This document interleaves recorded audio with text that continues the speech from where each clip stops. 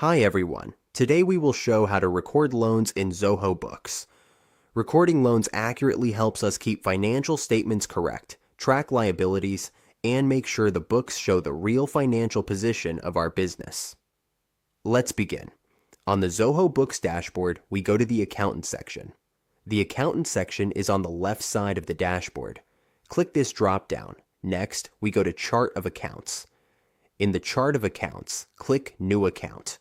Here, we fill out the form. Set the account type as debit card. Add the other details. For the account code, enter 43424.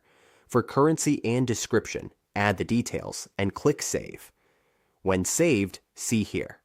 Now, we go to Manual Journals. Let's create a new journal.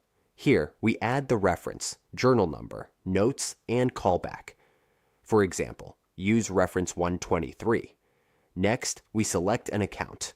Find our bank loan account here.